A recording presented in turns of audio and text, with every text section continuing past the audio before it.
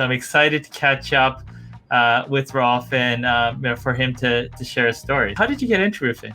So I had a good ability to draw. To pay for college, I went to work for an engineering company, and it turns out they had a specialty in roof consulting. And what I didn't understand at the time is that once you go into roofing, it's like the old Eagles song, "The Hotel California." You check out, but you never leave.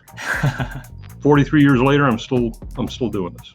What are some of the most memorable moments, with your career or otherwise? So here's the thing. Most people that talk to me, they're surprised that I'm a roofing contractor, and they're also surprised that I have done work all over the United States. And they're saying, there's a difference between, the guy in a pickup truck and a professional contractor like where I work. I've been blessed in that I've been able to do work all over the country. I go back to a high-rise here in Chicago, that 3-year-old building in the early 2000s, actually in the early 1990s, where all of the roofs and the cladding failed.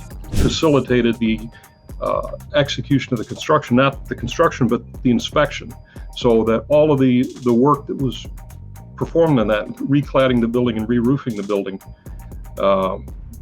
that's how I spent an entire year. It's been almost 30 years, and they haven't had any problems. I'd like to think I've gone forward, because I guess I would rather try something and fail and learn from it and then try something else than just sit there and be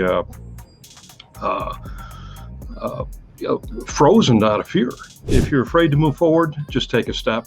The worst that can happen is you have to take a step back and pick another direction. And if you want things to work out right on a predictable basis, is you go down the checklist. So some people might say that I'm a little over the top with having process. I am the most process-oriented person you're ever going to meet. I know if I go through my checklist for everything that I do, we're going to have a predictable end.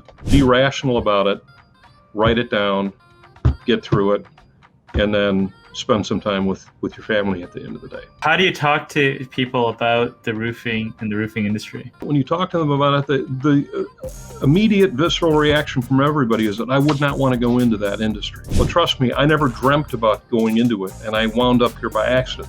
But it's been wonderful. And I want to share that with people, because, and if I can help somebody go into this industry from outside of the industry, and they can have as much fun over the next 40 years as I have, it's a blessing to them as well as the industry at large.